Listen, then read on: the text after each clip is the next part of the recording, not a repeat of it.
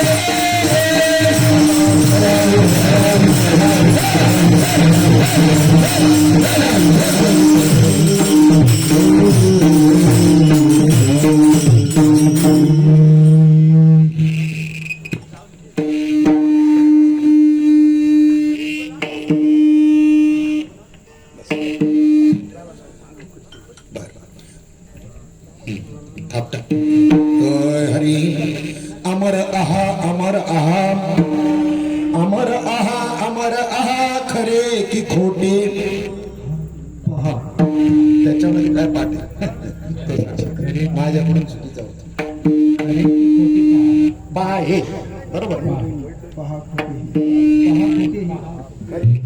पहा खोटे खरे की खोटे पहा खोटे हा खरे की खरे की खोटे पहा हे अमराहा खरे की खोटे पहा हे न मना देह माझा ऐसा मग भरवसा कळेल कैचा धाक सकळी कही आपुली न म्हणा देह माझा ऐसा मग भरवसा कळेल देवची बरे देवची बरे देवची बरे देवची बरे तुका म्हणे खरे तुम्ही न म्हणा देह माझा ऐसा मग भरवसा कळेल ब्रह्मानंदं परमसुखदं केवलं ज्ञानमूर्तिं द्वन्द्वातीतं गगनसदृशं तत्त्वमस्यादिलक्ष्यम् एकं नित्यं विमलमचलं सर्वधी साक्षीभूतं भावातीतं त्रिगुणरहितं सद्गुरुं तन्नमामि नमामि सद्गुरुं शान्तं सच्चिदानन्द विग्रहं पूर्ण ब्रह्म परानन्दम् ईशमानन्दि वल्लभं नमो सद्गुरो तुकया ज्ञानदीपा नमो सद्गुरो सच्चिदानंद रूपा नमो सद्गुरो भक्त कल्याण मूर्ती नमो सद्गुरो भास्करा पूर्ण कीर्ती स्वयी भानु जो भानु आराधिला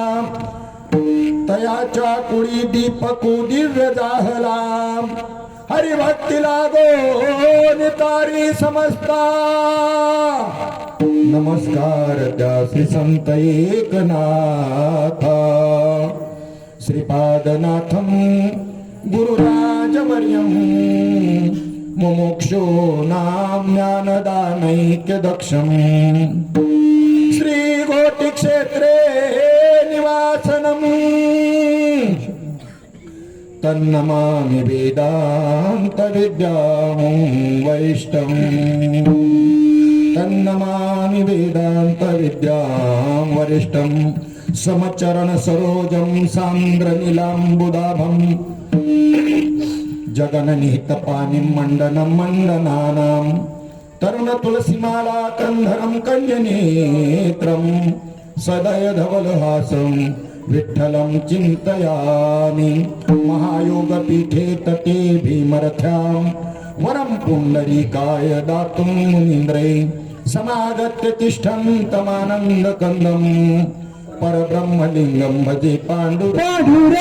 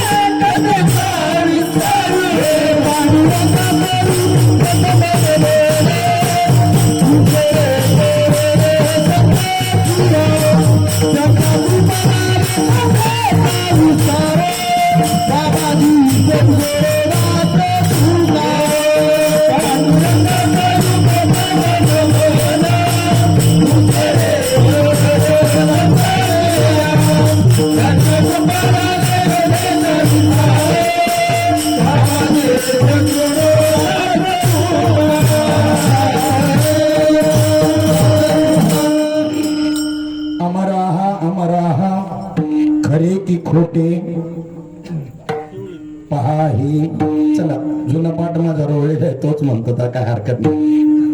न म्हणा देह माझा ऐसा मग भरवसा कळेल, कैचा धाक सकळी कही आपुली.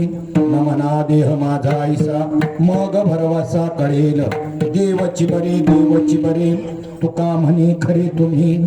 पण न म्हणा देह माझा ऐसा मग भरवसा कळेल. आज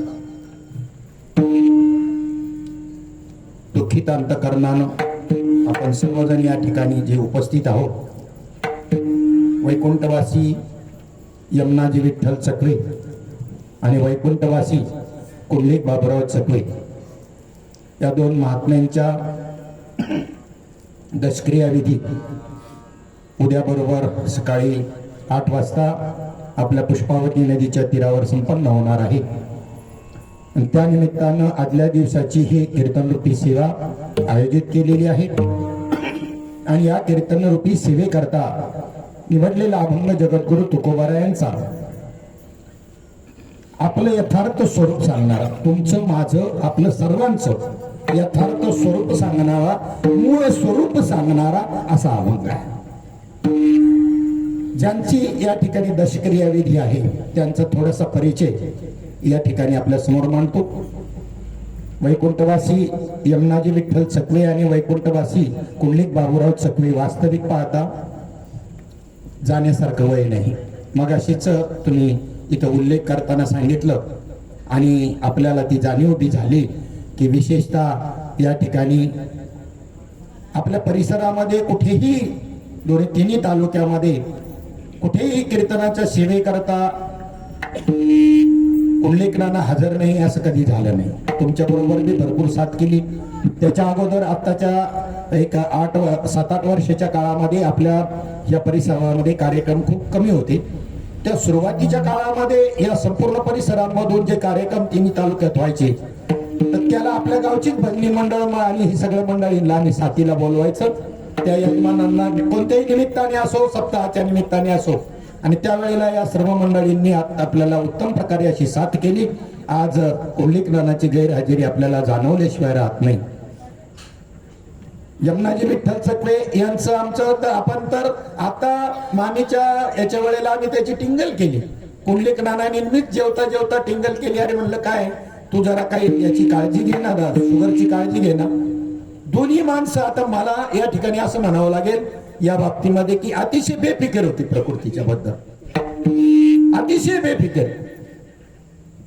असं नाही चालणार. तुम्हाला मी संदेश देतो त्या निमित्ताने, जाऊ द्या त्यांचं झालं आता, पण तुम्हाला मी असा संदेश देतो या निमित्ताने का आपल्याला जी गोळी औषध असतील ना ती जसं जेवण आणि नाश्ता आपण जेवण विसरत नाही कधी, बा विसरलो जेवायचं असं कधी होतं का? ही सामान्य गोष्ट नाही का ती वेळच्या वेळी आपण आपली औषधं घेतली गेली पाहिजे. कुंडलिकनानाचं काय झालं? बीपीचा त्रास होता. ईश्वरानं तसं पाहिलं तर वाढून आयुष्य दिलं. 2 वेळेला मागची घटना अशी घडली होती, पॅरालिसिसचा अटॅक बी येऊन गेला होता. पण संत सेवेकरता, भगवत सेवेकरता असं म्हणावं की खरोखर आयुष्य वाढून दिलं देवानं. परंतु शेवटी काळजी घेतली नाही, बीपी हाय झाला, मेंदूची नस त्या ठिकाणी तुटली गेली. कोणत्याच प्रकारचा उपाय त्या ठिकाणी नाही. तरीही उपचार त्या ठिकाणी केले. कुटुंबाने आपल्या सर्व मंडळींनी सुद्धा सहकार्य केलं. त्या ठिकाणी हॉस्पिटलमध्ये त्यांनी सांगितलं की आता कोमामध्ये गेलेली आहे व्यक्ती, आता याच्यावर उपचार जरी केला तरी ते जरी याच्यामध्ये आले तरी त्या ठिकाणी नुसते पाहत राहतील, काही बाकी प्रतिक्रिया व्यक्त करणार नाही. तरी 2 दिवसामध्ये त्या ठिकाणी 2-3 दिवसामध्ये उपचार करून म्हटले पुन्हा हे व्हेंटिलेटर काढल्यानंतर त्याच ठिकाणी ते ऑफ होतील. हे सगळं सांगितलं आणि मग सर्वांवरती निर्णय घेतला की आता काही इलाज नाही. आणि मग घेऊन आले आणि येतानाच त्यांची प्राणज्योत त्या ठिकाणी मालवली. संगमनेर लोणी प्रवरावरून इकडे येत असताना त्याच्या अगोदर वैकुंठवासी यमनाजी विठ्ठल चकवे यांचाही त्या ठिकाणी डायबिटीस अतिशय तीव्र अशा स्वरूपाचा होता. 350-400 पर्यंत. आता पहा, माझा एकदा 200 वरती जवळजवळ त्याला 15 वर्ष झाली असतील, 15 का 20 वर्ष म्हणलं तरी 200 पर्यंत गेला. गेल्यानंतर कळलं बी नाही काय, पण पायाला जखम झाली होती आणि ती बरी होईना. आणि होईना मग डॉक्टरकडे गेलं तर डॉक्टरांनी सांगितलं त्यावेळेला चेक करा रक्त, आणि ते 200 वरती गेल्यानंतर त्यांनी उपचार सांगितले आणि त्यानंतर कमी झाला. पुन्हा स्पेशालिस्टकडे पुण्याला त्या ठिकाणी डॉक्टरकडे गेलो. त्यांनी नाश्त्याच्या आधी एक गोळी फक्त दिलेली आहे, नित्य नियमाने ती न विसरता घ्यायची. तर माझ्या माहितीप्रमाणे त्यानंतर काहीच प्रॉब्लेम नाही. नर्मदा परिक्रमेमध्ये तर ती ही गोळी बंद केली होती, परंतु काही प्रॉब्लेम झाला नाही. जेवणानंतरच 150 पर्यंत, 140 150 म्हणजे काही प्रॉब्लेम नाही. 200 पर्यंत कोणाची शुगर असेल तरी एवढं काही विशेष नाही. परंतु 350 400 450 वरती शुगर जातपर्यंत काय करतात माणसं, मला नवल वाटतं. कसं काय काय करतात विचार करा ना. आणि पथ्य पाळलं पाहिजे थोडस. परमार्थामध्ये सुद्धा परमार्थ करताना भगवंताचं नाम तर घ्यावं लागतं. नुसतं नाम घेऊन चालतं का? त्याला काय करावं लागतं? युक्त आहार विहार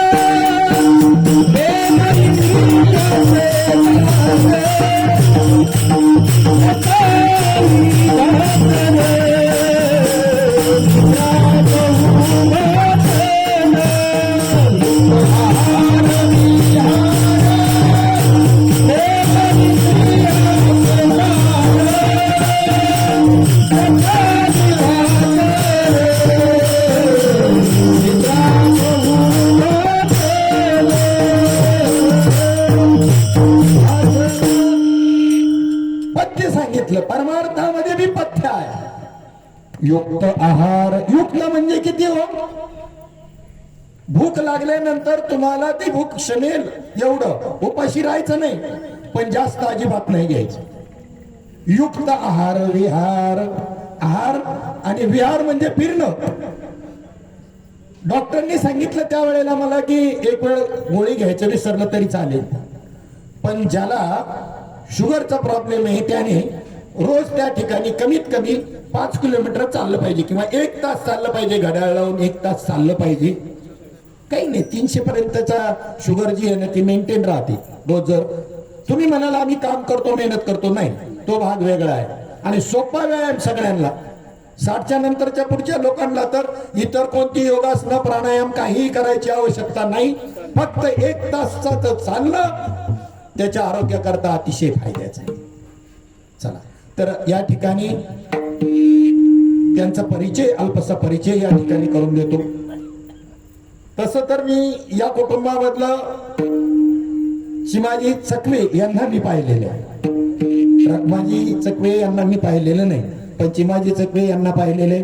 त्याच्यानंतर आपल्या संपूर्ण तालुक्याचं भूषण हरिभक्त परायण वैकुंठवासी विठ्ठल रखमाजी चकवे, आपणही बऱ्याच जणांनी सर्वांनी पाहिलेलं आहे हे सगळं.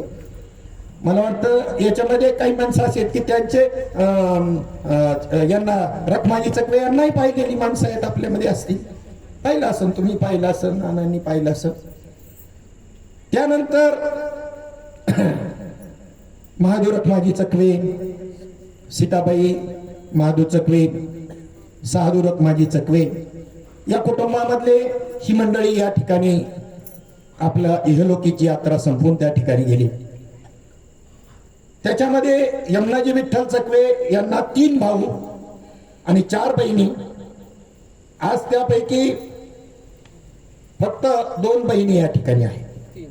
3 बहिणी आहेत, 3 बहिणी आहेत या ठिकाणी. यमनाजी विठ्ठल चकवे, देवराम विठ्ठल चकवे आणि सीताराम विठ्ठल चकवे. देवराम विठ्ठल हे दीर्घ आजार, बऱ्याच दिवसाचा आजार, त्याच्यामुळे मेंटॅलिटी प्रॉब्लेम झाल्यामुळं त्यांना देहावसन त्यांचं झालं. आणि सीताराम चकवे यांचं त्या ठिकाणी सर्वांना कल्पना आहे की पोलीस खात्यामध्ये नोकरी करत असताना इमानीद्वारे नोकरी करून त्याचं फळ मात्र विचित्र पद्धतीने भोगावं लागलं. आणि अतिशय या कुटुंबावर दुःखाचा डोंगर कोसळण्यात किती घटना होती. अतिशय म्हणजे सगळ्या गावाला, तालुक्याला ते दुःख झालं. आमचे उकरीडे साहेब त्यावेळेला त्या ठिकाणी त्या खात्यामध्ये कामाला असताना सुद्धा काय आता त्या ठिकाणी चौकशी करून आणि काय करून काय त्यांना परत तो मिळणार आहे का म्हणून या दृष्टीने विचार करून केस फाईल केली. पण पहा, जिद्द ज्याला म्हणतात किंवा कर्मगती कशी असते पहा. सीतारामच्या मुलीनं पुन्हा या ठिकाणी शिक्षण घेऊन आणि त्याच पोलीस खात्यामध्ये पुन्हा त्या ठिकाणी आज नोकरीला आहे. विचार करा, असं काहीतरी जिद्द असायला पाहिजे. आपल्या हातामध्ये वर्तमान आहे, आपल्या हातामध्ये भूतकाळ नाही, आपल्या हातामध्ये भविष्यकाळ नाही, पण वर्तमान काळ आहे. आणि जिद्दीनं जीवन जगणाऱ्या माणसाचा काहीतरी इतिहास होत असतो, अन्यथा इतिहास घडणं अतिशय अवघड आहे. चला मग त्यानंतर इंदुबाई उकरेडे साहेबांना दिलेली इंदुबाई, सिंधुबाई आपल्या घोलपांना दिलेली आहे आणि रखमाबाई या ठिकाणी आपल्या कोळवाडीमध्ये दिलेली आहे. मंजाबाई जी आहे ही खूप म्हणजे असं म्हणू का 25-30 वर्षापूर्वी म्हणलं तरी तिचं देहावसन झालं. अशा पद्धतीचा हा परिवार, त्याच्यामध्ये त्यांचा मुलगा सर्वांना माहिती आहे हरिभक्तपरायण संदीप, ज्यांचं समाजाच्या कार्यामध्ये अतिशय मोठा सहभाग असतो. आपल्या अखंड हरिनाम सप्ताहामध्ये गेल्या कित्येक वर्षापासून आपल्याला काल्याची पंगत आणि जे जे काही सहकार्य लागेल ते आता ज्ञानेश्वरी पारायणाला जे बसले होते त्या सर्वांना त्यांनी सगळ्यांना पोशाख केला. असं उदार व्यक्तिमत्व त्या ठिकाणी यमुनाजी विठ्ठल चकवे यांचा मुलगा हा हरिभक्तपरायण संदीप. त्यानंतर 3 मुली, एक वैशाली मातेले, सुरेखा उकेरडे आणि रोहिणी बोचरे. तर वैशाली मातेले आणि रोहिणी बोचरे हे आपल्या सुराळकरच्या परिसरामध्ये दिलेले आहेत आणि सुरेखा उकेरडे ही आपल्या उकेरडे साहेबांना त्या ठिकाणी सून आहे. असा हा परिचय यमुनाजी विठ्ठल चकवे यांचा. आणि आपले हरिभक्तपरायण गायनाचार्य वैकुंठवासी पुंडलिक बाबूराव चकवे यांना एक मुलगा आहे पवन हा, आणि 3 मुली, त्याच्यामध्ये एक निलकांना दिलेली, एक तांब्यांना दिलेली आहे आणि एक दिघे यांना दिलेली आहे. असा त्यांच्या परिवाराचा इतिहास आहे. हा सांगणं अत्यंत गरजेचं आहे आणि त्या दृष्टिकोनातून आपल्या समोर मांडला. आणि आपण आता आपल्या सेवेकडे वळूया. विठ्ठल विठ्ठल.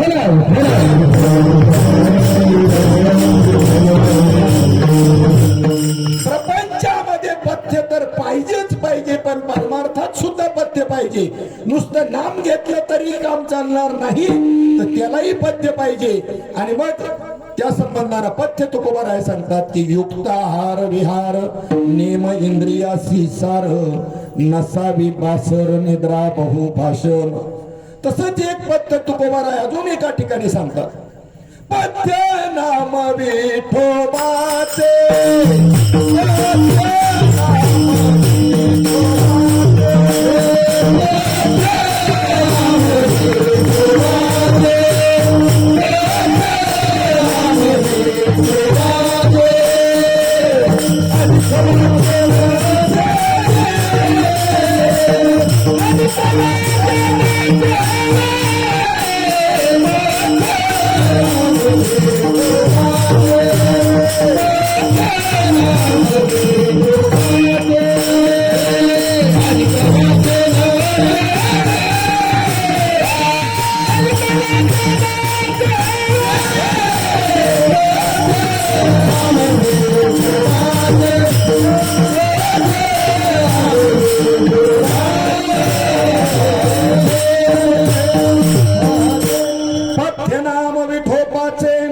आणि कवाचे नसेवी. पथ्य अतिशय महत्वाचं आहे.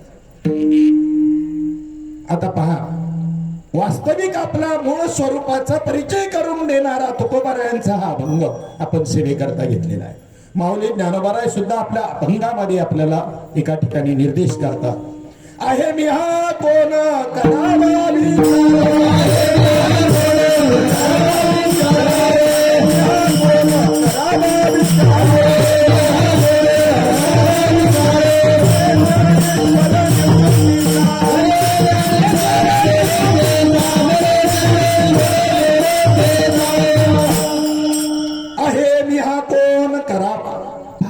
आणि हेच न शोधता आमचं सगळं चाललंय परमार्थामध्ये. बिगर परमार्थी माणसांना मी काही म्हणत नाही, पण परमार्थ करणाऱ्या माणसांमध्ये हा विचार अतिशय महत्वाचा आहे. याशिवाय परमार्थाला सुरुवात होत नाही. मी कोण आहे हे शोधायचं आणि मूळ तेच न शोधता परमार्थ चाललेला आहे. म्हणजे 500 एकरचा मंडप आहे, 5000 बँड वादक आहेत, 56 प्रकारचे भोग लग्नामध्ये आहेत. आणि म्हणले नवरा नवरी कुठे? तर म्हणले नवरा नवरीच नाही. आता याला कोण लग्न म्हणाल?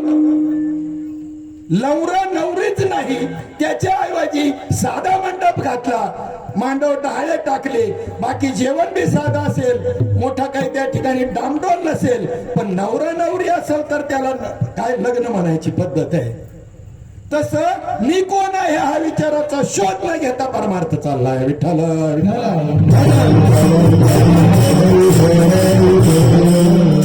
श्री गुरूंना शरण जाण्याच्या अगोदर जगद्गुरु तुकोबारायांनी घोराड्या डोंगरावरती साधना केली. श्री गुरु भेटायच्या अगोदर घोराड्या डोंगरावर साधना केली आणि त्याच्यामध्ये त्यांना जो अनुभव आला की त्या ठिकाणी सर्प विंचू अंगाला झोंबले तरी जागेवरून हल्ले नाही. सर्प विंचू अंगाला झोंबले, परीक्षा पाहण्याकरता जागेवरून हल्लेली नाही. त्यावेळेला त्यांना साक्षात्कार झाला. 15 दिवस माझे साक्षात्कार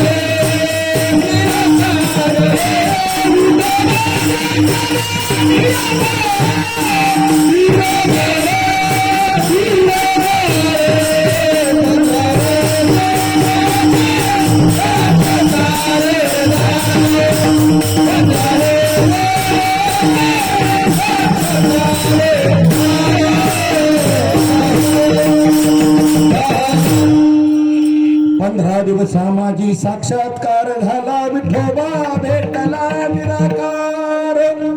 श्री गुरूंची भेट नाही, त्याच्या अगोदर साक्षात्कार स्वतः प्रयत्नानं, स्वप्रयत्नानं, स्वसामर्थ्यानं, स्वतःच्या पुरुषार्थानं साधना करून त्यांना हा निर्गुण साक्षात्कार त्या ठिकाणी झाला. भगवंताचं तसं पाहिलं तर स्वरूप हे कसं आहे? अव्यक्त निराकार नाही जाकार.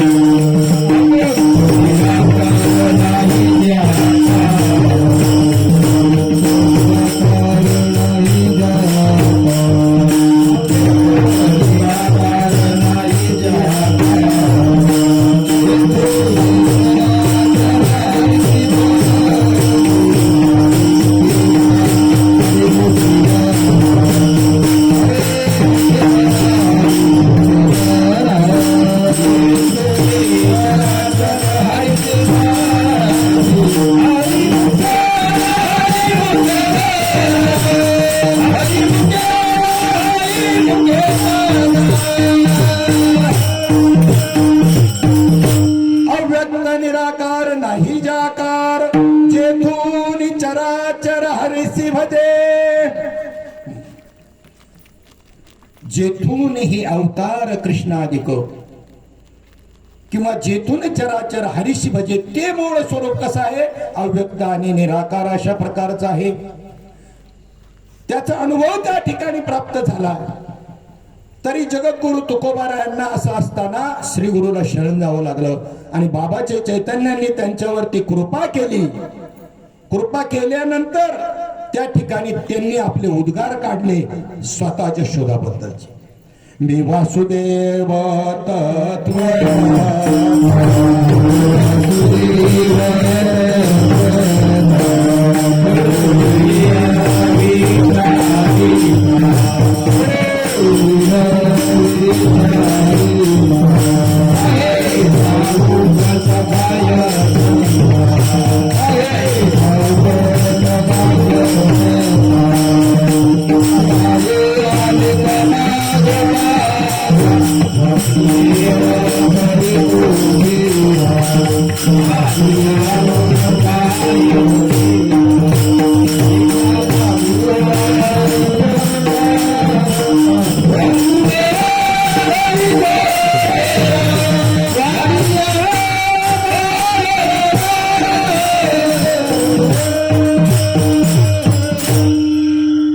वासुदेव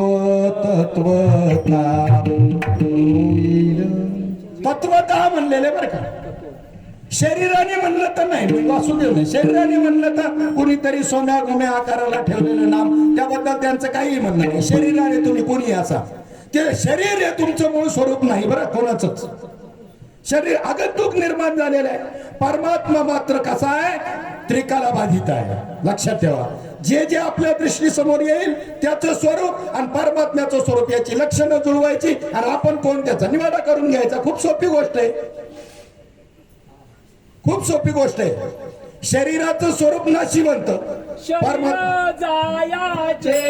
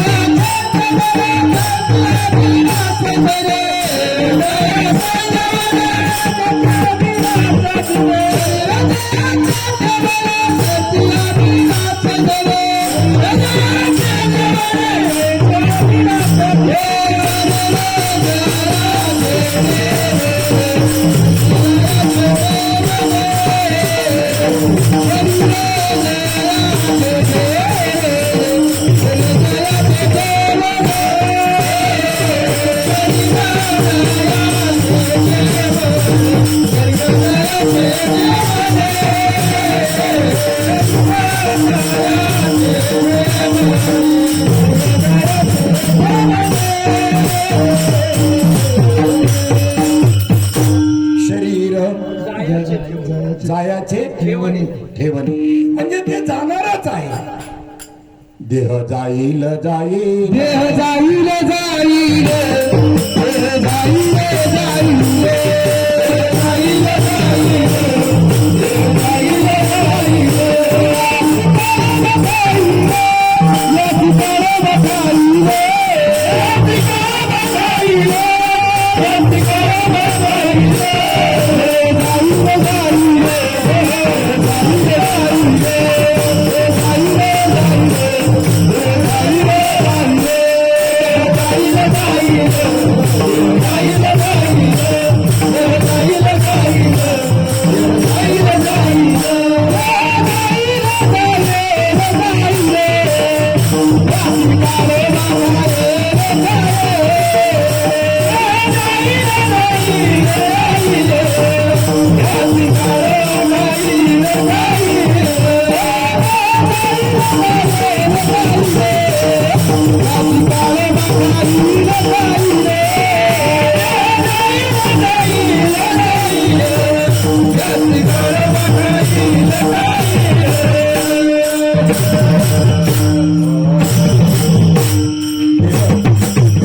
देह जाईल जाईल अशी काळोबा खाईल.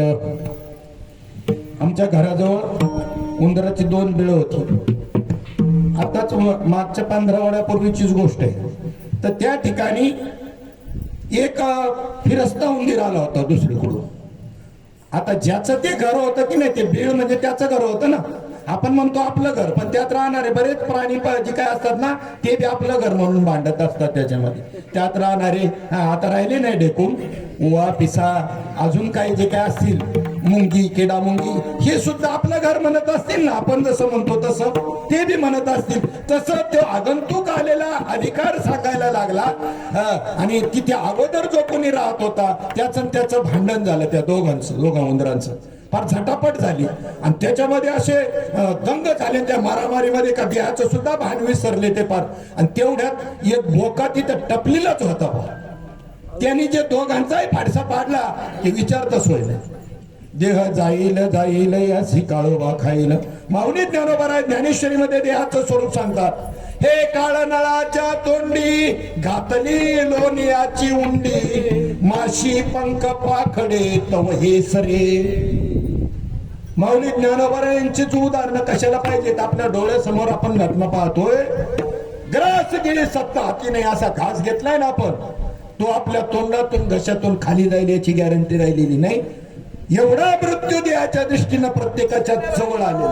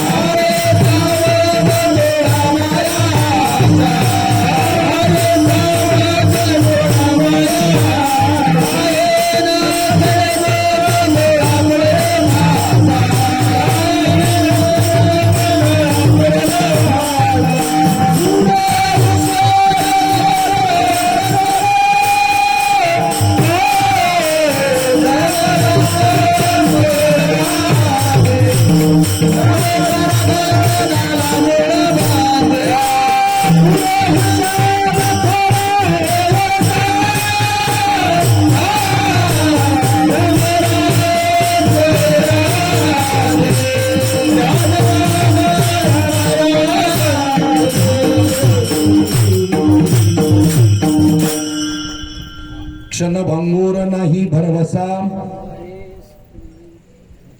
आता सप्तेच्या टायमिंगला म्हणले ना पुंडलिकनं मला, काही जरी झालं या वेळेला नर्मदा परिक्रमेला येणार. येता आलो नाही हो, आपल्या हाती नाही. संकल्प केला आपण जाता येईल. आपणही समजा अजून मी काय काय करील याचे मनोरथ आपण जे रचत असू, पारमार्थिक असू द्या नाहीतर व्यावहारिक असू द्या, ही पूर्ण होण्याची शक्यता आपल्याला गॅरंटी आहे नाही. कारण हा जो काळ आहे, या शरीराची जी स्थिती सांगितलेली पहा, शरीराचे जे धर्म आहेत, नाकामधून घाण बाहेर पडते, कानामधून डोळ्यातून सर्व शरीरामधून घाण बाहेर पडते, ती आपण टाकून देतो का साठवून ठेवतो? श्रीपाद बाबा सांगायचे देहाच्या धर्मांचा त्याग करतो आणि देहाने केलेल्या कर्माचा अहंकार धरतो. याला काय म्हणावं त्यांच्या भाषेत? किती आपलं मूर्खपण आहे. आपलं अज्ञान आपण तपासून पाहू, आपण आपलं अज्ञान तपासून पाहू. शरीराचे जे धर्म आहेत त्या इंद्रियांचे, ती घाण जी निघते ती साठवून ठेवत नाही, त्याचा अभिमान धरत नाही, ती जतन करून ठेवत नाही, ती टाकून देतो. आणि त्या शरीराच्या योगाने केलेल्या कर्माचा मात्र मी केला असा अभिमान धरतो. मी आणि माझी आठवण विसरले जयाचे अंतःकरण, पार्था तो संन्यासी जाण निरंतर संन्यासी. ग्रस्ताश्रमात राहून तो संन्यासी. हे माझं चिस्तव झाले. देवाने आपल्या करता हे निर्माण केलंय सगळं, जीवा करता हे सगळं. हे माझं चिस्तव झाले हरी म्या नाही केले, ऐसे जेने जाणितले तो सुटला गा. तो या भवसागरामधून त्याचा बेडा पार झाला. ताम्रध्वज नावाच्या राजानं राजा जनकावरती चढाई केली. मयूरध्वजाचा पुत्र आहे हा ताम्रध्वज. लढाईमध्ये ताम्रध्वज जिंकला आणि विजय उत्सव साजरा करतोय राजा जनक. त्याला प्रश्न पडला नेमका विजय कोणाचा झाला? ताम्रध्वजाला प्रश्न पडला विजय कोणाचा झाला? राजा जनकाजवळ आला आणि विचारलं विजय तुमचा का? विजय माझा झालाय महाराज, तुम्ही पराजित झालेला आहे आणि विजयाचा उत्सव मात्र तुम्ही साजरा करताय. सांगू का राजे, हे जे होतं ना, ही उपाधीमुळं मला या ठिकाणी जीवनामध्ये भगवंताची भगवत भक्ती किंवा ज्ञानाचा उपाय काही करता आला नाही.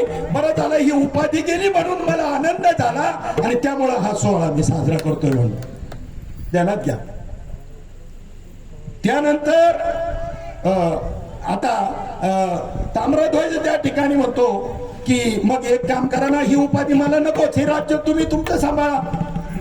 पुन्हा स्वीकारलं. पहा विचित्रच स्वभाव असतो, काही लक्षणच करता येणार नाही. आधी बरं झालं म्हणतोय आणि आता त्यांनी सांगितलं हे राज्य तुम्ही सांभाळा, तर पुन्हा त्या ठिकाणी घ्यायला तयार आहे. कसं काय संत ओळखता येतील मला सांगा? परत स्वीकारलं.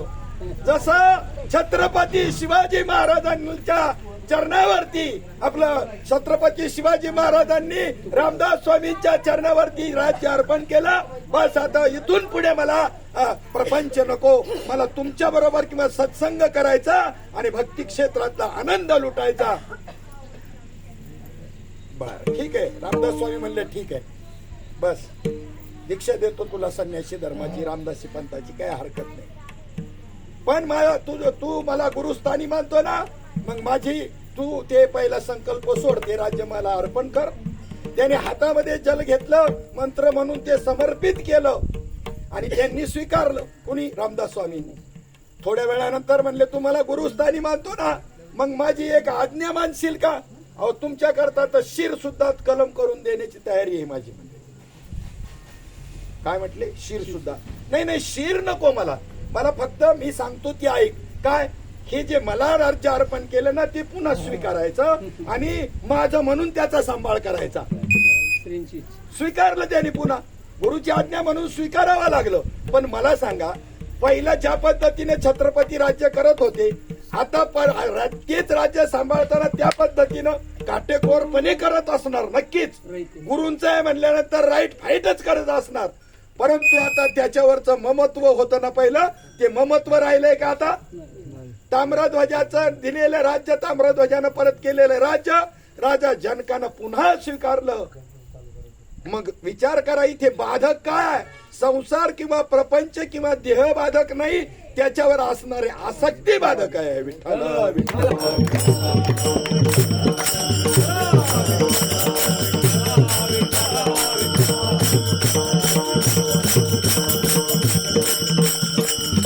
हे मजची स्तव झाले, परी म्या नाही केले, ऐसे देणे जाणितले, तो सुटला गा. किती सोपा उपाय. सत्यवादी करी संसार सकळ. सामान्य जीव आणि संत हे दोघेही प्रपंचिक, प्रपंच संसार त्यांनाही आहे, तेही करत असतात. पण कसे करतात हे या प्रमाणामध्ये तुकोबरायांनी सांगितलं. सत्यवादी करी संसार सकळ, सत्यवादी करी संसार सकळ, अलिप्त कमळ जळी जैसे. पाणी आहे, त्या पाण्यामध्ये कमळ आहे, पण पाण्याचा एकही थेंब पत्र कमलपत्र आपल्यावर लागून देत. अशा पद्धतीनं प्रपंच करायला सांगितला. वास्तविकता हरिपाठामध्ये एक प्रमाण असं आलेलं आहे. लटिका व्यवहार सर्व हा संसार, लटिका व्यवहार सर्व हा संसार, लटिका व्यवहार सर्व हा संसार, लटिका व्यवहार सर्व हा संसार, लटिका व्यवहार सर्व हा संसार, लटिका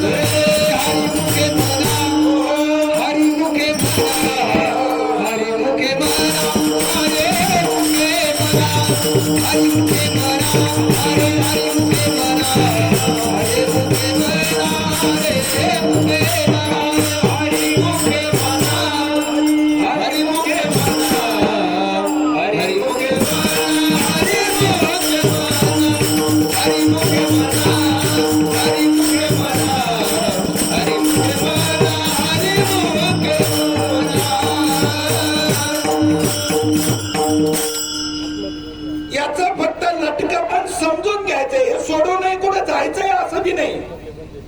सांडी मांडी परते टाकी, साठवू नको मांडू नको, त्यागही नाही भोगही नाही, अशी स्थिती आहे.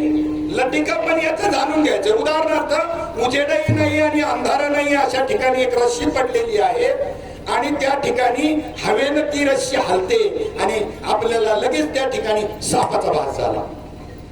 वास्तविक रस्सीवरती रज्जूवरती सर्प भासण्याकरता काय असावं लागतं? तर खऱ्या सर्पाचं अगोदर ज्ञान असावं लागतं. हा, आणि मगच खोटा सर्प भासेल. खरा सर्पच पाहिलेला नाही, त्याला सर्प नाही भासला, दुसरं काहीतरी भासल.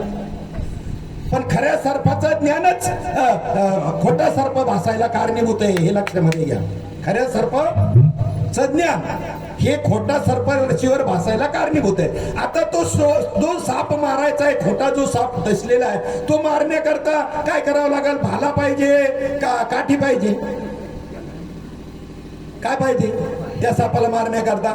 काही नाही, तुम्हाला फक्त त्या ठिकाणी प्रकाश न्या आणि कशामुळं सामान्य ज्ञान, रस्सीचं सामान्य ज्ञान आणि भासलेल्या सर्पाचं विशेष ज्ञान, त्यामुळं तो सर्प भासला.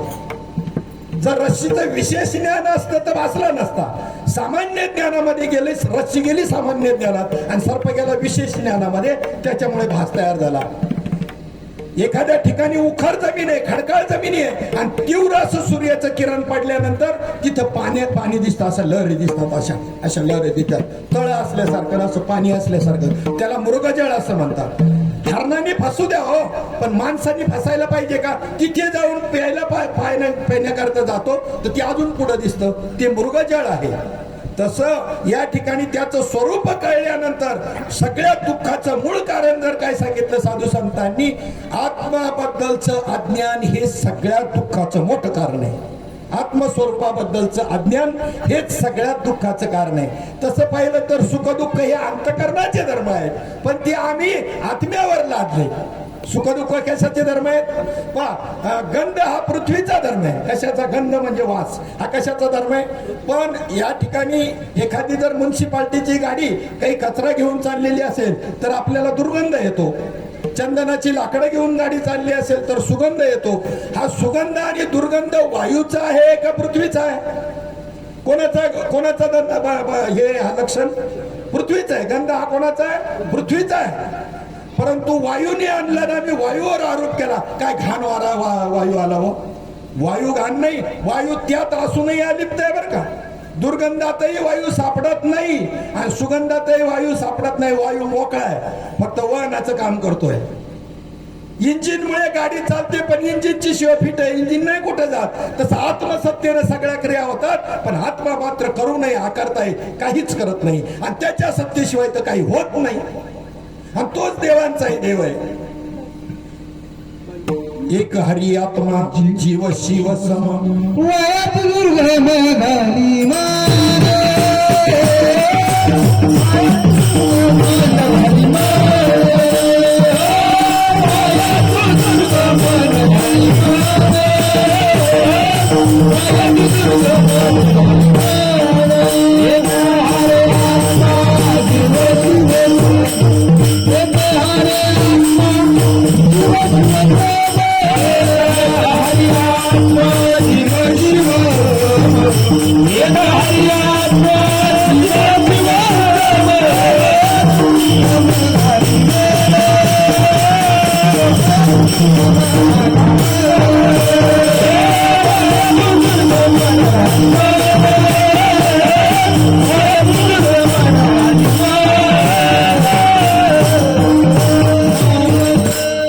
दुसऱ्याचे धर्म आपल्यावर आरोपित करून घेतले आणि दुःखाला कारण झाले. देवाचे धर्म आपल्यावर आरोपित करून घेतले वृत्तीनं. मूळ वृत्ती जी आहे प्रत्येकाची, ही मूळ वृत्ती निज वृत्ती काढी सर्व माया तोडी. निज वृत्ती जी असते ना, ही मी ब्रह्मरूप आहे असं प्रत्येकाची निज वृत्ती म्हणत असते. कोणाला त्याची सद्गुरूकडून जाणीव झालेली असेल तर कोणाला नसेल झाली, तरी बी ती मूळ वृत्ती प्रत्येकाची एकदम स्थिर आणि ब्रह्मस्वरूप अशीच असते. पण ती वृत्ती इकडे देहाच्या ठिकाणी तादात्म्य धरलं, देहाचा अहंकार धरला, देहाशी अटॅचमेंट, हा खरा अर्थ आहे अटॅचमेंट. अहंकार या शब्दाचा अर्थ काय? अटॅचमेंट. संबंध नसताना संबंध मानणं, या नाव अहंकार म्हणतात. अहंकाराचा गर्व किंवा ताठा एवढाच अर्थ नाही. नाही तर संप्रदायामध्ये एवढी नम्र माणसं आहेत का नम्रतेला लाज आणती, अशी वाकत्यात, लोटांगण घालतात, पण अहंकार जात नाही, देव भेटत नाही. कोणता अहंकार आहे यांचा? गर्व आणि ताठा नाही आहे त्यांना, पण अटॅचमेंट ज्याला म्हणतात, संबंध मानणं, त्याच्यामुळे त्यांना देव भेटत नाही. आणि याच्या उलट थोडाफार गर्व किंवा अहंकार संप्रदायाचा गुरुचा असला ना, तरी पण तादात्म्य किंवा अटॅचमेंट ज्यांच्या ठिकाणी नाही देहाशी, त्यांना देव लगेच तयार आहे. विठ्ठल विठ्ठल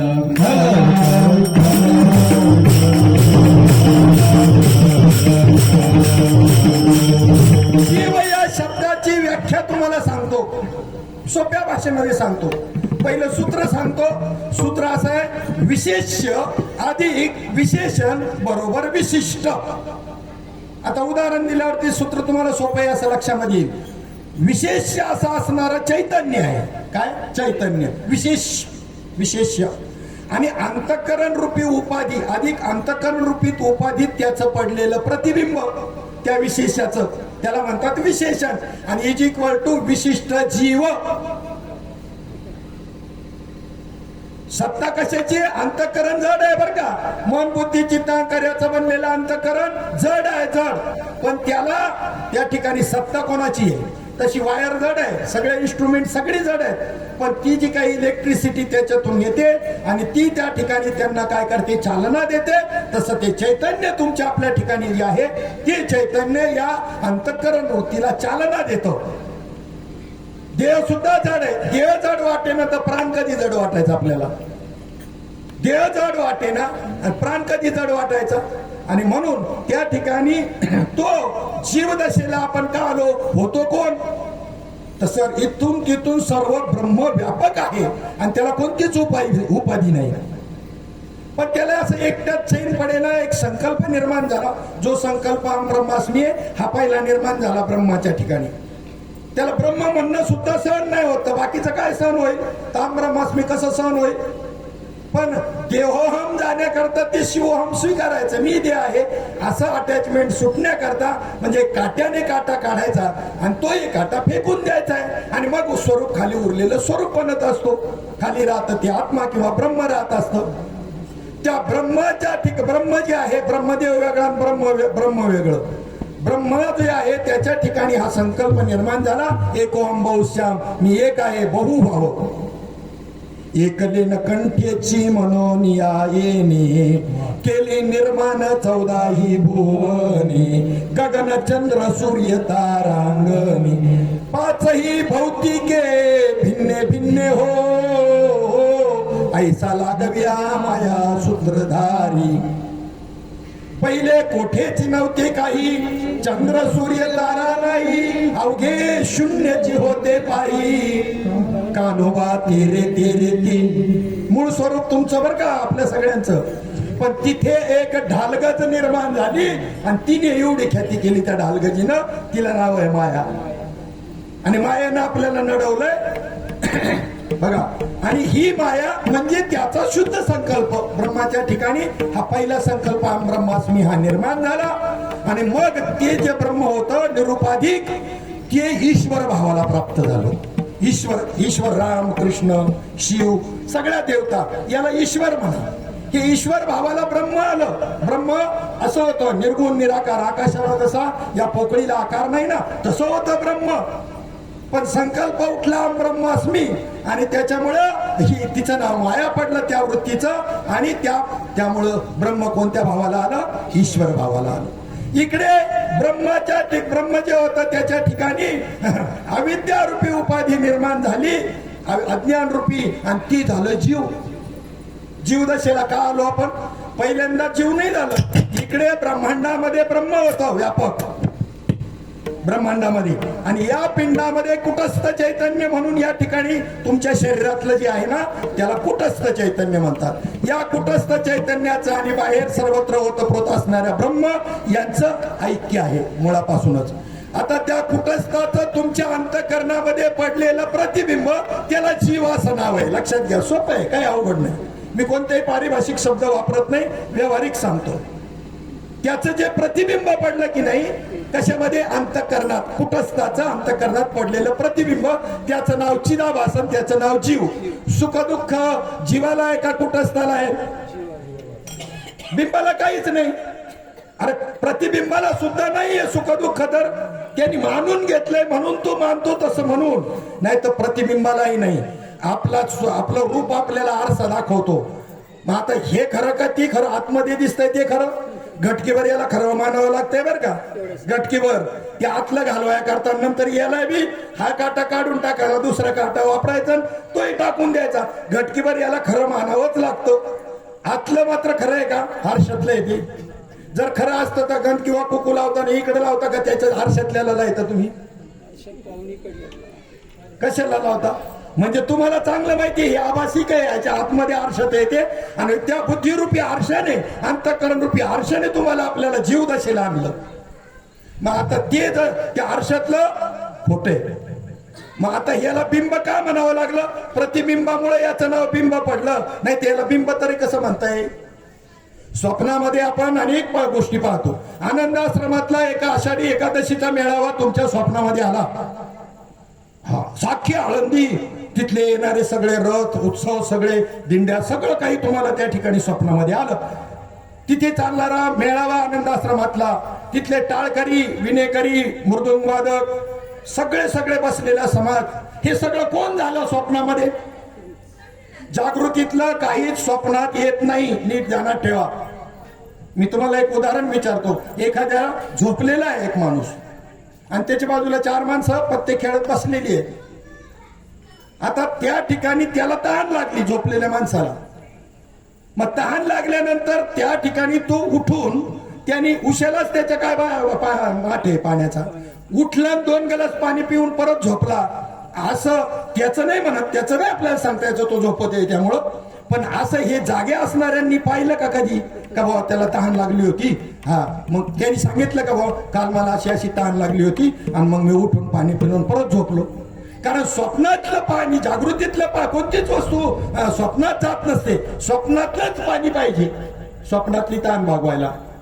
ध्यानात घ्या बरं का. मला एकदा 5 कोटीची लॉटरी लागली मुंबईला गेल्यानंतर. तर मी त्या ठिकाणी PS जैनवाल्यांकडे गेलो. म्हणलं द्या बरं, खूप दरिद्री परिस्थिती आली, एवढं 5 कोटी मला द्या. ते म्हणले मी स्वप्नातला PS जैनवाला नाही, मी जागृतीतला आहे. तुम्ही स्वप्नातल्या PS जैनवाल्यांना भेटा. म्हणजे ती सत्ता वेगळी आहे, ती प्रातिभासिक सत्ता आहे स्वप्नातली, आणि ही व्यावहारिक सत्ता आहे. मग स्वप्न जे आहे, स्वप्न खरं का खोटं? स्वप्नीची हिरे जाईले, स्वप्नीची हिरे जाईले,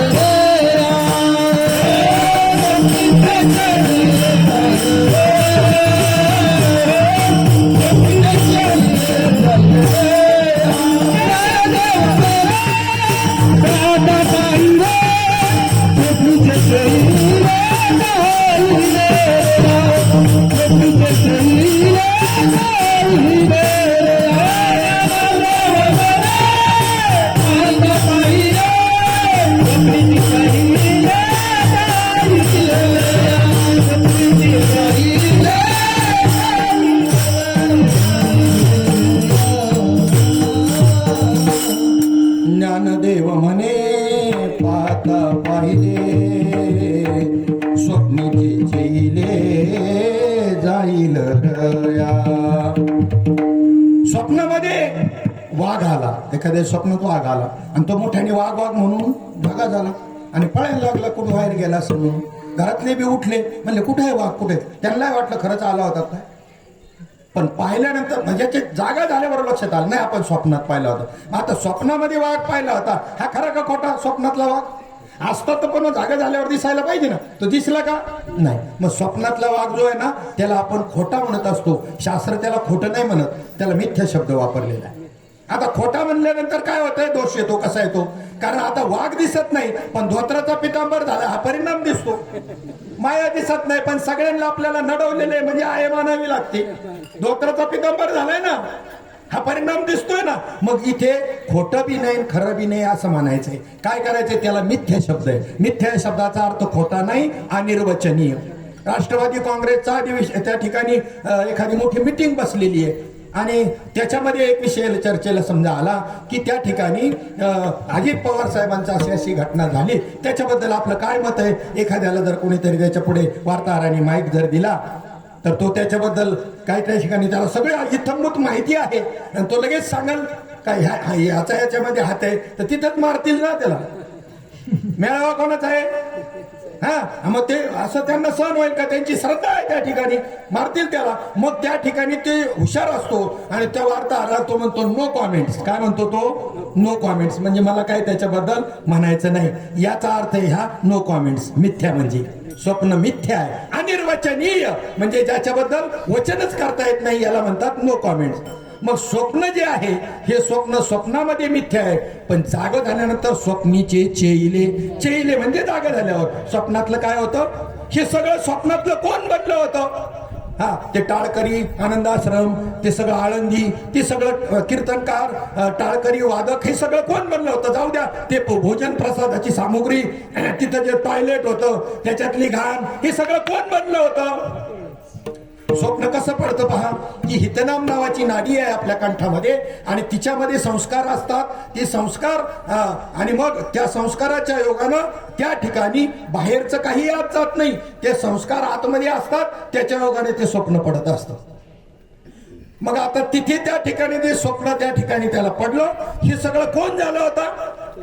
तोच झाला होता, तुम्ही झाला होता असं म्हणा. तो म्हणण्यापेक्षा लांब कशाला जातात? आपण झालो होतो, मी झालो होतो असं म्हणा. कोण झालं होतं?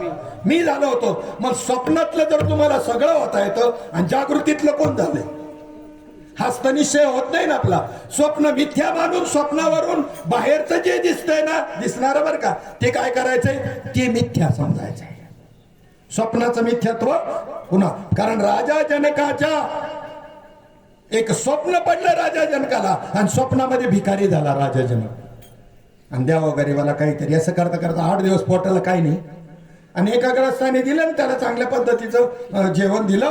त्याच्या घरी काही कार्यक्रम होता, दिलं आणि आता आनंद झाला. पोटभर एखाद्या झाडाखाली बसून असा विचार करतोय तो भिकारी झालेला राजा जनक स्वप्नात बरं का. आणि त्या ठिकाणी ते घेऊन जात असताना समोरून एक गाडी आली, थोडीशी त्यांनी भायबल केलं त्याला, ते सगळं मातीमध्ये सांडलं आणि लागला रडायला. आणि द्वारपालाने हलवून जाग केलं. महाराज महाराज काय झालं? चक्रवलं. म्हणलं असं असं स्वप्न पडलं होतं, आता ते खरं का हे खरं? बाहेरचं दिसतंय हे खरं का स्वप्नात पाहिलं ते खरं? आणि त्यांनी मोठा वैष्णव मेळावा भरवला सर्व साधू संतांचा. त्यांना विचारलं, मला असं असं स्वप्न पडलं होतं, ते स्वप्न खरं का आता जागृतीत पाहतोय हे खरं? कोणालाही उत्तर देता येणार. अष्टावक्र नावाचा मुलगा होता, किती विद्वान आहे तो. ज्या वेळेला आईच्या गर्भामध्ये होता, मामाकडे त्या ठिकाणी गेलेला तो. त्या ठिकाणी असताना आई बी तिकडे होती पहिल्या बाळणपणाला आणि तिथे कहोळ नावाचे ऋषी त्याचे मामा आहेत अष्टावक्राचे. अतिशय वेदवादरत वेदांताचार्य अशा प्रकारचे आहेत, वेदांत केसरी आहे. आणि त्याचं नित्याचं त्या ठिकाणी उपासना चालू असताना त्याची एक वेदातली ऋचा चुकली. तर पोरांनी गर्भातून सांगितलं, मामा ऐसा नाही ऐसा आहे. मामाला सांगितली चूक, त्याला राग आला. विद्वत्तेचं घमेंडले असते, अभिमान खूप असतो विद्वान माणसाचा. आणि त्यांनी सांगितलं, मला तू माझी चूक काढतोस, मी तुला शाप देतो की तू बाहेर येत असताना 8 ठिकाणी वाकडा होशील. मग ते जन्माला आलं तर 8 ठिकाणी वाकडा आलं जन्माला. आणि त्या ठिकाणी प्रत्येकाला हा प्रश्न विचारत असताना आणि त्याचे बोर्ड बॅनर लागलेले होते, माझ्या या शंकेचं निरसन करणारा उत्कृष्ट असं बक्षीस दिलं जाईल अष्टावक्र. आणि त्या ठिकाणी हातामध्ये काठी घेऊन राजा जनकाच्या दरबाराकडे निघाला. आणि अशा पायऱ्या होत्या, त्या पायऱ्यांनी चढत असताना अडखळून तो पडला. त्याबरोबर सभेमध्ये बसलेले विद्वान सगळे मोठमोठ्याने हसले. हसल्याबरोबर हा उठून उभा राहिला. ते थोडेसे हसले होते, पण हा त्याच्यापेक्षा जास्त अजून उपहासाने हसला. राजा अचंबित झाला. राजाने विचारलं, अरे हे बाकीचे हसले हे ठीक आहे, तू पडला म्हणून ते हसले ते ठीक आहे, पण तू का बरं हसलास? त्यांनी सांगितलं, या चांभारांकडे पाहून हसलो.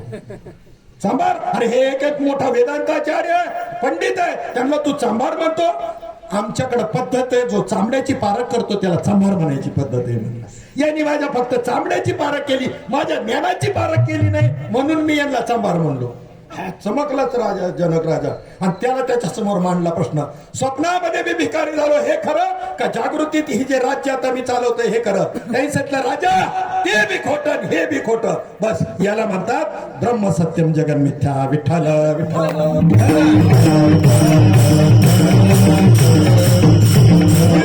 भुईमुगाची शेंग आहे, भुईमुगाच्या शेंगेमध्ये दाणे आहेत. ते दाणे आणि टरकल दोन वेगळ्या गोष्टी आहेत का एकच आहेत? दोन वेगळ्या गोष्टी आहेत. वाढताना एकत्र वाढतात आणि पुढे दोन मोकळ्या होतात. वांग बाजारातून आणता, श्रीपाद बाबा सांगायचे, देठा सकट आणता का देठ काढून आणता? देठा सकट आणता. शिजवताना देठा सकट शिजवता का बिगर देठाचे? आणि खातल्यानंतर वाढल्यानंतर देठ काढून टाकतात मग खाताना. मग विकत घेताना जर म्हणले की बाबा तुम्ही देठ काढून द्या, म्हणले पावशेर जास्त येतील ना, अर्धा किलो जास्त येतील. तो म्हणून तुझ्या बापाने कधी घेतले होते का? त्यांची भाषा येते. म्हणजे घेताना देठा सकट, शिजवताना देठा सकट, पण खाताना मात्र देठ काढून. हा बरं का. अशी पद्धत आहे. मग चला, स्वप्नावरून जागृतीतलं हे मिथ्या ठरवायचंय. पण ह्या मिथ्यत्वाला आधार असणारा परमात्मा मात्र जो आहे तो जर नसेल तर मिथ्या आणि सत्य तरी कसं ठरवणार? तुमच्या अंतःकरणामध्ये त्या ठिकाणी तुमच्यामध्ये ते आत्मतत्व असायला पाहिजे आणि त्याचबरोबर अंतःकरण असायला पाहिजे. सगळीकडे आत्मा ओतप्रोत आहे, पण दगडाच्या ठिकाणी काही जाणीव नाही का? तर त्याला अंतःकरण नाही. झाडांना अंतःकरण आहे. लाजाळूच्या झाडाला स्पर्श केल्यावर ते मिटतं. पुन्हा सूर्यफुलासारखी जी सूर्यमुखी फुलं आहेत त्या ठिकाणी कमळिनी म्हणतात त्याला, सूर्य उगवल्यानंतर उमलतात आणि सूर्य मावळल्यानंतर मिटतात. त्याच्यामध्ये बी आत्मा आहे. कुमुदिनी नावाची जी आहेत ना फुलं ती चंद्रविकासिनी आहेत. चंद्र उगवल्यानंतर उमलतात, चंद्र मावळला की मावळतात, म्हणजे त्यांच्यामध्ये सुद्धा आत्मा आहे. अंडा, चारस, स्वेदज आणि उद्भिद 4 प्रकारच्या खाणी 84 लक्ष जीव युनिट. अंड्यातून निर्माण होणारे, जारापासून निर्माण होणारे. स्वेदज म्हणजे घामापासून ओवा लिखा, आणि उद्भिज मध्ये झाडं आणि दगड मोडतात. पण आम्हाला सवय अशी पडली त्याच्यामध्ये आत्मा नाही, ते तर हलत नाही, त्याला कसं काय आत्मा म्हणायचा? अहो, इथं झाडाचं पान जर हल्लं नाही तर म्हणतो आज हवाच नाही, मग तू कसा राहिला? हवा नाही कसं?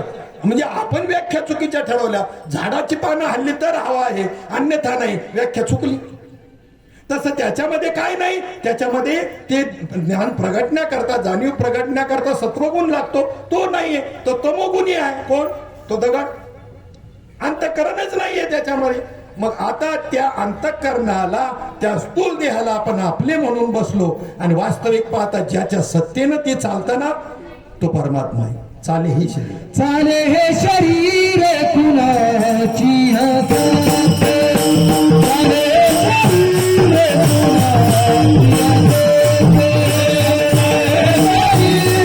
कुणाची हसत, चाले हे शरीर कुणाची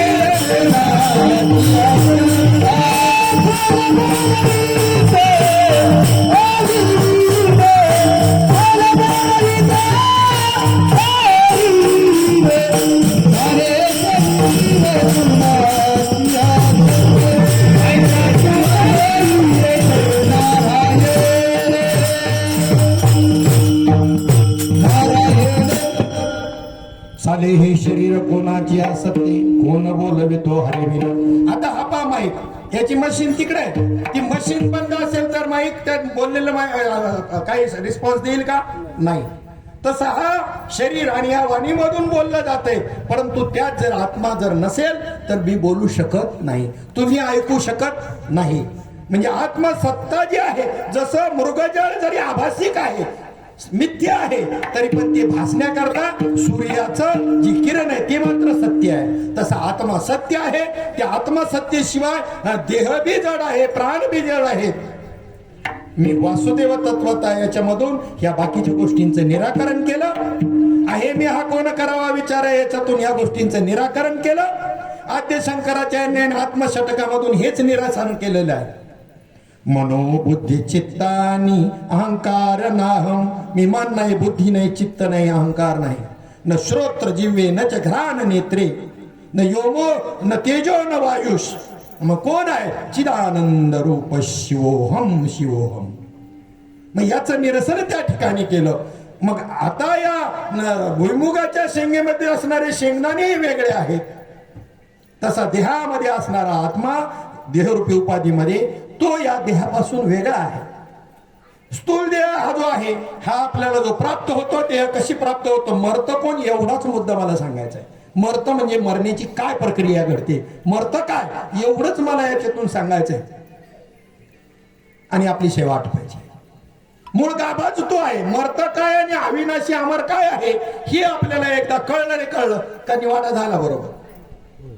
स्थूल देह जो आहे, आता आपण म्हणतो प्रमाण आहे, जन्म घेणे लागे वासनेचे. देहातून प्राण जाताना सूक्ष्म देहाला जी वासना झाली ना त्याच्यानुसार पुढचा जन्म प्राप्त होतो. केली का तयारी पुढच्या जन्माची आपण? पुन्हा आता असाच मला नरदेह प्राप्त व्हावा, आता जी सत्ता संपत्ती आहे ती मला जशीच्या तशी प्राप्त व्हावी, आता जशी संतती आहे तशाच प्रकारची प्राप्त व्हावी. केलं कधी याचा विचार आणि त्याच्या दृष्टीने प्रयत्न केले? कसले स्वार्थी रे आपण? नीट स्वार्थी नाही तर परमार्थी कशी असतो? खरा स्वार्थी तो आहे, फक्त तेवढ्या जीवनापुरता विचार करणारा. तो देहापुरता आणि तेवढ्या जन्मापुरता तो खरा स्वार्थी नाही, तर पुढच्या जन्मात पुन्हा हे सगळं मला कसं प्राप्त होईल हा खरा स्वार्थी, आणि तोच खरा परमार्थी. ज्याला स्वार्थच नाही कळलं तर त्याला परमार्थ काय कळायचं? विचार करा. मग हा स्थूल देह जो आहे ना, आता इथून सगळ्यांची निर्मिती आहे बरं का. इथे सगळे जीव आहेत, इथे करोडो, आता असं बोट फिरवलं तरी काही करोड मेले. सुईच्या टोकावरती विज्ञान सांगतं 1 कोटी जंतू आहे. दिसतात का डोळ्यांनी? डॉक्टर कधी कधी सांगतो व्हायरल इन्फेक्शन झालं म्हणजे वायुरूप देह आहेत. वायुरूप व्हायरल इन्फेक्शन म्हणजे वायुरूप देह आहेत. मग सुईच्या टोकावरती 1 कोटी जंतू सांगितले, विज्ञानाने सांगितलेत. अध्यात्माचं तर राहू द्या बाजूला, नसल पटत, पण विज्ञानाने सांगितले की 1 कोटी जंतू आहे. तसे कितीतरी जीव ह्या अव्यक्त स्थितीमध्ये आहेत आणि ते जन्म घेण्याकरता, आकार प्राप्त होण्याकरता धडपडतात. तिथे ज्याचं कर्म त्या आईबापांशी मिळून येईल त्या एका जीवाला फक्त प्रवेश मिळतो, आणि कितीतरी मारले जातात आणि पुन्हा या अव्यक्तामध्ये जातात. अंबानीच्या पोटी कोणाला जन्म घ्यायचा?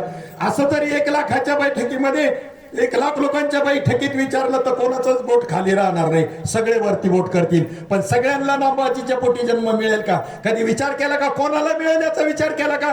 त्या तोला मोलाचं ज्याचं कर्म असेल त्याला मिळणार. 95% वाल्याला एक नंबरचं कॉलेज मिळेल, तर 35% वाल्याला सुद्धा मिळेल. पण ते गावाच्या ठिकाणी, अशा ठिकाणी की तिथं शिक्षक महिनाभर येत नसल, लॅबोरेटरी नाही आणि लायब्ररी बी नाही, असं मिळेल त्याला. माऊली म्हणतात, भगवंत म्हणतात, अर्जुना जो माझ्या स्वरूपाला जाणत नाही, परमार्थाने भक्ती करत नाही, पुढच्या जन्मात मी त्याला कुठे जन्माला घालतो माहितीये का? ज्या ठिकाणी गवत सुद्धा उगवणार नाही आणि भूक लागली तर स्वतःच्याच अंगाचे मांसाचे लचके तोडून खावा लागतील. काय कर्म गण! ज्या वेळेला पोटात भूक लागलेली असेल, इकडचा मांसाचा गोळा त्याच्यात तोडण्याने त्यांनी तोडला, तिथे विंचू आणि सर्प मी करतो आणि मग तोच गोळा तोडला, तर जेवढ्या वेळामध्ये ती भूक शमल्याची कुठं जाणीव सुद्धा अजून व्हायला सुरुवात नाही, तर इकडचं दुःख दुखायला लागलं. किती झोपेत आहे आपण, सावधान नाहीये आपण. या ठिकाणी जर जन्म झाला तर काय कंडिशन? मग निदान कमीत कमी जन्म चांगला सुधारण्याकरता, मनुष्य देहात येण्याकरता तुम्हाला महात्म्याच्या मुखातलं सांगतो, ज्याच्या कानावर हा बोध पडला त्याचं मनुष्य जन्माचं बुकिंग झालंय, त्यांच्या मुखातलं वाक्य. सामान्य कमाई केलेली नाही तुम्ही, जर मुक्त झालात तर अजून चांगलं आहे. पण जरी नाही मुक्त झालं तरी, नाही साधना घडली तरी त्या ठिकाणी मनुष्य देहाचं बुकिंग झालं, ध्यानात ठेवा. मग हा स्थूल देह जो आहे, आता इथून हा जो आहे, इथेच सगळे जीव इथे आणि जन्म घेण्याकरता धडपवतात इथून. मग आता ज्यांची वासना शिल्लक आहे त्या वासनेनुसार जन्म घ्यावा लागतो, पण ज्यांना वासना शिल्लक नाही ते अव्यक्तच आणि आत्मस्वरूपच होऊन जातात. स्थूल देह कोणापासून मिळाला? आई बापांपासून मिळाला. सूक्ष्म देह जो आहे ना, स्थूल देह म्हणजे उदाहरणार्थ टीव्हीचं वरचं बॉक्स आणि त्याच्या आतमध्ये फक्त वायरिंग आहे, दुसरं काहीच नाही. ती फिटरलाच कळतं चित्र काय होते, तो 1 वायर नीट करतो का झालं चित्र व्यवस्थित दिसायला लागतं. तर त्याच्या आतमध्ये जो आहे ना तो सूक्ष्म देह आहे टीव्हीचा, आणि त्याच्या आतमध्ये कारंजे आहे. हे चॅनल वाले आहेत ना, चॅनल हे कारंजे आहे, आणि उपग्रहामधून त्यांना पुरवलं जातं आणि ते आपल्याला पुरवतात चॅनल वाले, तो महाकारंजे आहे. स्थूल, सूक्ष्म कारण आणि महाकारण 4 देह त्या टीव्ही मध्ये आहेत. तसं आपल्यामध्ये हा स्थूल देह आहे, हा 25 तत्वाचा बनलेला आहे. पहिला आकाश, आकाशापासून निर्माण झाला वायू, वायूपासून अग्नी, अग्नीपासून पाणी, पाण्यापासून पृथ्वी. मग आकाशाचे काम, क्रोध, लोभ, मोह आणि शोक अशी 5 तत्व आहेत. अशी प्रत्येकाची 5 आहे, सांगायला वेळ, अशी प्रत्येकाची 5, असा 5 25 तत्वाचा स्थूल देह बनलेला आहे. पंचमहाभूताची प्रत्येक भूताचं 5 तत्व अशी मिळून, जसं रक्त, रस, मूत्र, वीर्य, ही जी 5 तत्व जलाची आहेत. आकुंचन, प्रसरण, चलन, वलन, धावन ही वायूची आहे. अशी 5 तत्वाची जी 5 25 त्याचा हा स्थूल देह आहे. त्याच्यामध्ये सूक्ष्म देह जो आहे तो 17 तत्व, तोही पुन्हा 25 तत्वाचा आहे. कसा पहा, स्थूल देह जो आहे त्याच्यामध्ये 5 ज्ञानेंद्रिय आहेत, 5 कर्मेंद्रिय आहेत, 5 प्राण आहे, मन आणि बुद्धी. कमीत कमी एवढी 17 तरी लागतात त्याची सिद्धी करता. आणि त्याच्या पुढं चित्त आणि अहंकार जोडलं का झाले 19, अंतकरण जोडलं का झाली 20, आणि शब्द, स्पर्श, रूप, रस, गंध जोडले की झाले 25. सूक्ष्म देह 25 तत्व. आणि कारण तो कोणी दिला? ईश्वराने दिला. तुम्हाला सूक्ष्म देह कोणी दिला? स्थूल देह आईबापाने दिला, सूक्ष्म देह ईश्वराने दिला, आणि त्याच्यामध्ये असणारा कारण नावाचा जो देह आहे, अनंत जन्माच्या कर्माचे संस्कार ठेचून भरलेले आहेत, त्याच्यामध्ये ठेचून एवढे भरलेत का विचारता सोय नाही. आणि ते त्या ठिकाणी तो अज्ञानाचा बनलेला आहे, अविद्येचा बनलेला आहे. त्याच्यावर आधारित ही दोन्हीचे कार्य चालतं, कारण देहाच्या आधारित. मग ते कारण देह जाण्याकरता तुम्हाला महाकारण ज्ञानाचा महाकारण रूपी देह दिला, आणि त्याच्या योगानं ते तिन्ही घालवले. आणि आता आनंदमय अवस्था ही तुमचं मूळ स्वरूप आहे, ते आत्म्याचं स्वरूप आहे, असं त्या ठिकाणी सद्गुरूने आपल्याला ज्ञान करून दिलं. म्हणजे चारी देहांचं निरसन झालं. एक चोखोबारायांची पत्नी चौदेहाची तुटली दोरी म्हणे चोख्याची महारी. पहा ना, एक साधारण अशिक्षित स्त्री चारी देहांचा निरसन करते आणि मी ब्रह्मस्वरूप आहे असा अनुभव घेते आणि अनुभव मानते. त्याच पद्धतीनं तुम्ही सुद्धा आपण आत्मा आहात आणि आत्मा ब्रह्म आहे आणि ते अमर आहे, असा अमर स्वरूप तुमचं आहे. पहिल्या चरणामध्ये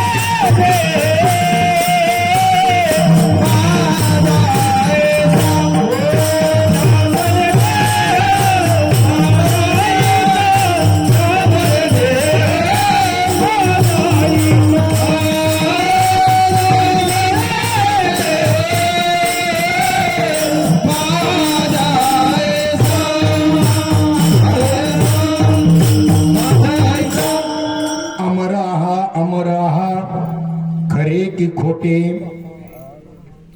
बोला, खरे की खोटे ते पहा, खरे की खोटे ते पहा. बरोबर, खरे ते पहा, खोटे ही खोटे. खरे की खोटे पहा हे. हा, तुम्ही अमर आहात, परंतु मी म्हणतो म्हणून मानू नका. मी म्हणतो तुकाराम मी म्हणतो नाही. एखाद्या आपल्याला जर विचारलं ना हे कसं काय असं, मी म्हणतो म्हणून, अरे तुझ्या म्हणण्याला काय अर्थ आहे? संत स्वतः कधी सांगतात बाबांनो मी म्हणतो म्हणून नाही, तुम्ही स्वतः बुद्धीनं तुमच्या तपासून पहा बरं. पण त्याच्याकरता तुम्ही अमर आहात हे जर तपासण्याकरता हे खरं आहे का खोटं आम्ही सांगतो, आम्हाला अनुभव आला, हा खरं आहे, परंतु तुम्ही खरं माना असं नाही, तर तुम्ही तपासून पहा. मग ते तपासून पाहण्याकरता काय करावं लागेल माहितीये का? तुम्हाला अनुभव नाही असं बी नाही. ज्या वेळेला एखाद्याचं 400 450 त्या ठिकाणी शुगर आहे आणि त्याला गँग्रीन झालं, एखादा जखम जर झाली आणि ती असं वाढायला लागली, तर डॉक्टर सांगतो आता हे बोट जर कापलं नाही ना तर हे जखम इकडे वाढेल, नंतर इथून कापावं लागेल. आधी तर म्हणतो नाही कापायचंच नाही, मग इथं नाही कापायचं म्हणलं, आता पुढे इकडे कापावं लागेल. मग म्हणतो माझा हात कापला तरी, ऐका, माझा हात कापला तरी चालेल, पण मी वाचलो. दिली का नाही कबुली? अख्खा वेदांत सांगितलं ना साध्या माणसानी, निरक्षर माणसानी, मी देह नाही सांगितलं की नाही? पहा बरं, माझा हात कापला तर चालेल, माझा पाय कापला तर चालेल. आणि एवढंच नाही तर लय वैतागलेला माणूस म्हणतो हा जीव कसा जाय ना माझा, तसा सुखीच नाही होणार. म्हणजे जीव गेल्यावर तरी सुखी होईल, जीव गेला तरी चालेल अशी भावना आहे कोणाची बी. अरे प्राण कसा जात नाही माझा, एवढं मला दुःख आहे अशी माणसं म्हणतात. म्हणजे प्राण तो नाही, जीव तो नाही, देह तो नाही, हा सगळा वेदांत त्याच्या मुखातून येतोय, पण लक्ष नाही त्याच्याकडं. आता आमचं लक्ष नाही परमार्थ करणाऱ्यांचं, तर सांसारिक माणसांचं कसं काय राहील. आणि हेच तत्वज्ञान श्री गुरुनं आपल्याला उपदेशाच्या माध्यमातून दिलेलं आहे. ओम रूपी परब्रह्म मी आहे, त्याला माझा नमस्कार असो. अनुग्रहाचं पहिलं नाव. म्हणजे तुम्ही देह नसून तुम्ही काय आहात, आत्मा आहात. आत्मरूपाने तुम्ही अमर आहात. पण हे कधी कळल, अभंगाचं द्वितीय चरण. लोक जे देव बधाईचा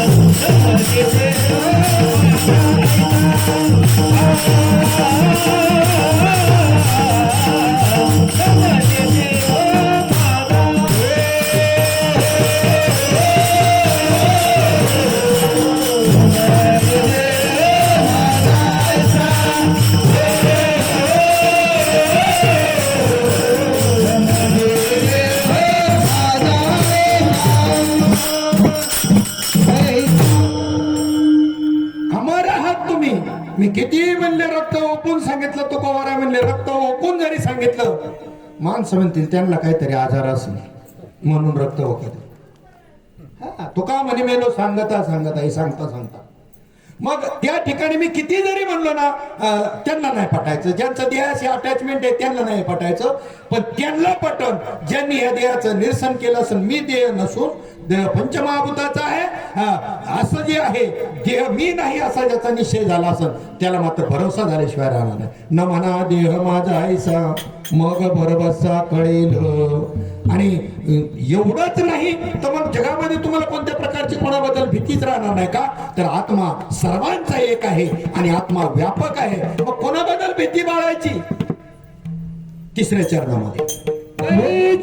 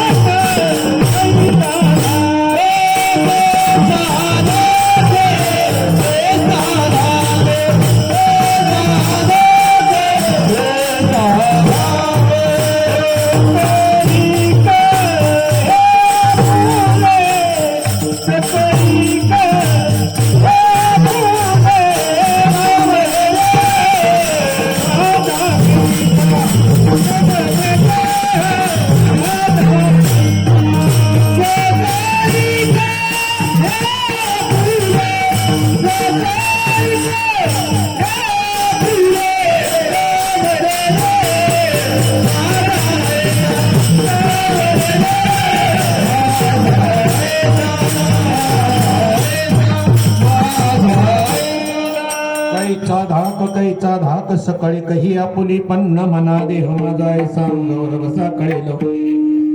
शास्त्रामध्ये घटाकाशाचं उदाहरण दिलं. घट म्हणजे मडकं. कुंभाराने मडकं बनवत असताना माती आणली, लीद टाकली, पाणी टाकलं, त्याचा चांगला गोळा तयार केला, पुन्हा तो भाजला, मडकं बनवलं. पण पाणी साठवताना आपण मडकं म्हणतो कशाला? वरच्या खापराला मडकं म्हणतो आपण. आणि पाणी साठवताना मात्र आतल्या पोकळीचा वापर करतो. मठ किंवा घर कशाला म्हणतो? तर भिंतीला घर म्हणतो. आणि वापर करताना आतल्या पोकळीचा करतो. शहरामध्ये स्क्वेअर फुटावर भाव आहेत का क्वालिटीवर? भिंतीच्या क्वालिटीवर भाव आहेत. मग घर कशाला म्हणायला पाहिजे? मडकं कशाला म्हणायला पाहिजे? आपण खापराला म्हणतो आणि म्हणून खापर फुटलं का रडत बसतो. आणि आतली पोकळी कुंभाराने कुठून आणून घातली का? आतलं आकाश, ज्यात पाणी साठवलं जातं ते आकाश आणून घातलं का पोकळी, त्यालाच आकाश म्हणतात. ती पहिलेच होती तिथे. बरे मडकं फुटल्यानंतर ती पोकळी कुठे जाते? तसा आत्मा सर्वत्र सदा सम आहे. तो येत नाही, जात नाही. प्राण्याचं कर्म येतं आणि जातं. स्थूल देह आणि सूक्ष्म देहाची गाठ मारलेली देवानी ती सुटणं म्हणजे मरण आहे. देहाचं मरण आहे. देहाचं मरण म्हणजे सूक्ष्म देह आणि स्थूल देहाची गाठ सुटली जाते, बस ते देहाचं मरण आहे. देह बी नाही, मी आत्मा आहे. आणि ज्या वेळेला न म्हणा देह माझा ऐसा मग भरवसा कळेल. आता तुमचं व्यापकत्व थोडंसं आत्मस्वरूपाचं सांगतो. वेळ आहे, 5 मिनिटं फक्त घेतो, जास्त मी वेळेच्या पुढे कधीच जात नाही. कशाला जायचं वेळेच्या पुढे? त्याच्यातला एक गाभा असतो, एक अभंगातला, तो त्याला ध्रुपद म्हणतात. त्याचा मध्यवर्ती सेंट्रल पॉइंट असतो. तेवढाच फक्त सांगायचा असतो कीर्तनकारांनी, बाकी सांगायची गरज नाही. त्यानंतर तुम्ही चिंतन करू शकता त्या 4 ओळीवरती. अशीच पद्धत आहे. फक्त गाभा देहाचं स्वरूप असं आहे, आत्म्याचं स्वरूप असं आहे. पहा गीतेचा 2रा अध्याय घरी गेल्यावर वाचा. 11व्या श्लोकापासून 20 एवढेच 20 श्लोक वाचा. अख्खी गीता बी वाचू नका. मग जैसे जीर्ण वस्त्र सांडले जे मग नूतन वेळी जे तैसे देहांतराती स्वीकारी जे चैतन्य नाथे. 2रा देह धारण केला जात. आत्मा कुठे येत नाही आणि जात नाही. पण देह कोणाला? जीवात्म्याला धारण करावं लागतं बरं का. ज्याची जीवदशा गेलेली नाही त्याला जन्म आहे, मरण आहे, त्याला देह धारण करावं लागेल. आत्म्याला नाही जन्म मरण. आणि आत्मा देह धारण करीत नाही, येत नाही, कारण इथेच राहतो. म्हणजे मी तुम्हाला पोकळीचं उदाहरण आकाशाचं याच्याच करता दिलं. अंतःकरणाला ज्याने विशिष्टत्व दिलं, महत्व दिलं, सुख झालं का उरळून जातो, दुःख झालं का हे होऊन जातो. अंतःकरणानुसारच जो वागतो की नाही, मन बुद्धी चित्त अहंकारानुसार, त्याला अंतःकरण विशिष्ट म्हणतात, त्याला जीव असं म्हणतात. आणि जर त्या ठिकाणी तो अंतःकरण विशिष्ट आणि अंतःकरण उपहित असे 2 शब्द आहेत. साधू संत अंतःकरणाला उपाधी मानतात आणि उपाधीचे कोणतेच गुणधर्म आपल्यावर घेत नाही. आपल्या सावलीला जर कोणी मान सन्मान केला आणि सावलीवर कोणी घाण टाकली तर तुम्हाला आपल्याला काय वाटेल का? मग साधू संतांची वृत्ती अशी झालेली असते. अंतःकरणाला ते उपाधी मानतात, उपाधीचे धर्म आपल्यावर लागून घेत नाही आणि सदा आनंदात राहतात. आपल्यासारखं सगळं असतं तरी पण त्यांच्या आनंदाला काही नाही, खंड नाही, बाधा नाही. विचाराचाच भाग आहे का काय? एखादा जादूगिरी करायची तुम्हाला मग त्याच्यावर न्यायचंय. तुम्ही जर हा विचार घट्ट पकडला आपण सगळ्यांनी मिळून, तर संतांचा जो भाव आहे तो आपल्या ठिकाणी निश्चित होईल. हे काय मोठं अवघड आहे का सांगितलं गेलं? हे काहीच अवघड नाही. न म्हणा देह माझा ऐसा मग भरवसा कळेल. शेवटच्या चरणाला आपण भैरवीमध्ये हे करूया. तत्पूर्वी आपण पांडुरंगाचं भजन करूया. मेरे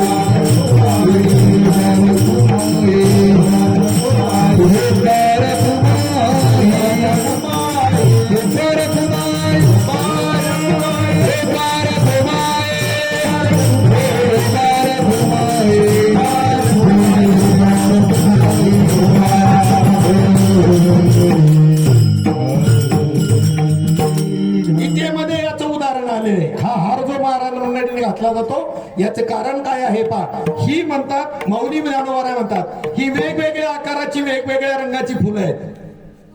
याला एरवी आपण एका सूत्रामध्ये गुंफली गेली, सूत्र एकच आहे. ही वेगवेगळ्या आकाराची वेगवेगळ्या रंगाची फुलं आहेत आणि एका सूत्रात म्हणजे आत्मरूपी सूत्रामध्ये सगळ्यांचा आत्मा एक आहे हे कळण्याकरता हार घातला जातो. वेगवेगळ्या आकाराची वेगवेगळ्या रंगाची फुलं आहेत असं समजून तू त्या ठिकाणी भेद मानशील तर कोट्यावधी जन्म गेले तरी माझ्या स्वरूपाला पात्र होणार नाहीस, प्राप्त होणार नाहीस. म्हणून एका शब्दामध्ये त्याचा सारांश बाबांनी सांगायचा, श्रीपाद बाबांनी, कोणाचं कर्म पाहू नका म्हणजे तुम्हाला आनंदच होईल. किती सोपा सिद्धांत सांगितला. कर्म पाहिलं का सुख दुःख कपाळाला कशामुळं? कर्म पाहिल्यामुळं. विसरायला शिकायचं ना. अरे कोण दिवस येईल कैसा नाही द्यायचा भरोसा. हा माफ करायला शिकायचं. बरं मला तुमचा राग आला तर बीपी माझा वाढणार आहे का तुमचा वाढणार आहे हे अजून कळलं ना मला. तर बाकीचं काय कोणता वाढत? ज्याला राग आला त्याचा बीपी वाढतो का ज्याच्यावर राग आला त्याचा वाढतो? कोणचा वाढतो? नुकसान कोणाचं आहे? मग पहा विचार करून आपल्या पुरता तरी आपल्या पुरता केला तरी आम्ही सांगत असतो का हे सगळे कशामुळं हे आजार निर्माण झालेले आहेत? कशामुळे निर्माण झालेले आहेत आजार? सगळे आपलं खाणं शुद्ध राहिलेलं नाही, संकरित खाणं. चला नर्मदा परिक्रमेला आमच्या बरोबर. त्यांना जगायचं कसं कळलंय त्या माणसांना. खरगोन जिल्हा सोडला तर एकाही जिल्ह्यामध्ये ऊस नाही ना ना आहे का? एकाच जिल्ह्यामध्ये ऊस आहे. बर पाणी असं वारेमाप नाही. आमचं कसं आहे संध्याकाळी 7 वाजता मोटर चालू केली त्याचं भरतोय का भावबंदाचं भरतोय कळत नाही. हा आणि ती जमिनीची धूप होती याचं तर काय घेणं, याचं काही विचारच नाही डोक्यामध्ये. त्या माणसांच्या असं पाणी वारेमाप नाही. पिकाला जेवढं लागतं तेवढं स्प्रिंकल आहेत सगळीकडं. अख्ख्या एमपी मध्ये जर्सी गाय कुठे दिसली? कुठेच नाही. का बरं? हे 300-400 वर डायबिटीस गेले ना ते दे नाही आपल्याला त्या गायीचं. बरं आता आम्ही तरी कसं सांगू गावठी गाया पाळा? का तर असंही शेतकऱ्याचं भागतच नाही का त्याच्या मालाला बाजार भाव नाही. त्यामुळे आम्हाला सांगता येत नाही कसं काय. तुम्हाला काय महाराज बोलायला? आमचं आम्हाला माहिती. त्याच्यावर कुटुंब चाललेत ना, असं काय करावं. पण मी त्याच्यावर उपाय सांगतो तुम्हाला. शेतामध्ये त्या ठिकाणी कीटकनाशक रासायनिक खतं वापरतो. ती खाल्ल्यामुळे आम्हाला हे पॅरालिसिसचे अटॅक किंवा बीपी वाढायला लागले. दुसरं काही झालेलं नाही. तुम्ही सुद्धा 100 वर्षापर्यंत तुम्ही आपण सगळे जगू शकतो. आजही जर खाणं सुधारलं तर. या गोळ्या काही साधारण गोष्टी नाही त्या. एवढं औषधं गोळ्या खाणं सुद्धा. मग एक काम करा. तुम्हाला हे मी सांगतोय ना एक सांगतो. तुम्हाला आपल्याला पैसा पाहिजे मग तुम्हाला करावंच लागेल ते. कारण कीटकनाशक तुम्ही जर वापरली नाही तर शेजारी तिकडचे सगळे कीटक तुमच्या याच्यावर पिकावर येतील. वापरावं सगळं बघा. पण तुम्हाला एक करता येण्यासारखं आहे बरं का हे सगळं. पैसा तर पाहिजे की आपल्या पुरतं खाण्यापुरतं तर कमीत कमी सेंद्रियचं बनवायचं झालं काम. तुम्हाला माहिती का ही युक्ती सामान्य नाही. एक दिवस अशा उजाडल का सगळीकडे काय झालेलं असेल. तुम्ही फक्त आपल्या पुरतं खायचं जेवढं सेंद्रिय बनवा. बाकी विक्री करता बनवा कसं. एक दिवस मात्र असा येईल 5 वर्षामध्ये 2-3 वर्षामध्ये की सगळीकडे सेंद्रिय खतावरची शेती राहील. डॉक्टर सुद्धा नाही हो तिकडे मोठमोठे. कुठेतरी शहरात एखादा असला तर असला नाही तर डॉक्टर मी नाही. ते म्हणजे आम्हाला आजारच नाही काय कोणत्या प्रकारचं कशाला डॉक्टर. आपण आपल्या हाताने आपण अजून आपल्याला जीवन जगलं कळलेलं नाही. खूप सिंपल इक्वेशन आहे. 50च्या पुढच्या 65च्या पुढच्या सांगतो माझा अनुभव. मीला 20-25 वर्षापूर्वी 5 किलो वजन उचलता येणार नाही अशी सगळं ठिसूळ झाली होती. हे सगळे हे बिलकुल असं उचलता येईल असं शक्ती नव्हती. डॉक्टरने काय नाही फक्त याच्यात मी असा विचार केला की हे कशामुळे होतंय तर कोणत्याही प्रकारचे व्हिटॅमिन्स आणि तुमचं मल्टीव्हिटॅमिन मिळत नाही. तेव्हापासून मी माझ्या मनानेच मल्टीव्हिटॅमिन घ्यायला सुरुवात केली.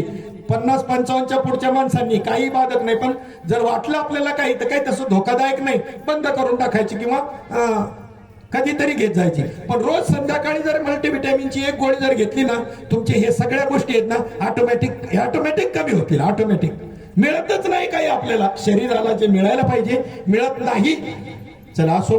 हे याच्यामध्ये हे जर हार बनवला, हार ज्याने बनवला तो श्रेष्ठ की ज्यांनी मला घातला ते श्रेष्ठ का ज्याला घातला तो श्रेष्ठ. या तिघांमध्ये श्रेष्ठ कोण? अरे बनवला तो तिथल्या तिथेच राहिला तर काय त्याला श्रेष्ठत्व काय? तर याच्यामध्ये तिन्ही बी सारख्याच महत्वाचे आहेत. प्रश्नच फसवा आहे. यात कुणीही मोठा नाही, कुणीही छोटा नाही. बनवलं ज्यांनी त्याच्यामध्ये आत्मा होता म्हणून बनवलं. आत्मा नसता तर बनवता आलं असतं का? ते उठून इथपर्यंत आले, त्यांच्यात आत्मा होता म्हणून आले. आणि मी उभा होतो म्हणून, नाही तर आडव्याला बी घालतात. परंतु ह्या तिन्ही ठिकाणी ती आत्मसत्ता विद्यमान आहे. सर्वांचे जे अधिष्ठान तेची माझे रूप पूर्ण, नामदेवराय म्हणतात, तेच माझं स्वरूप आहे, ते आत्मस्वरूप. हा, आणि या आत्मदृष्टीने जर पाहिलं तर त्या ठिकाणी पहिल्यांदा माऊलींचं भजन घेऊ आणि मग भैरवी होईल. देव ज्ञानेश्वर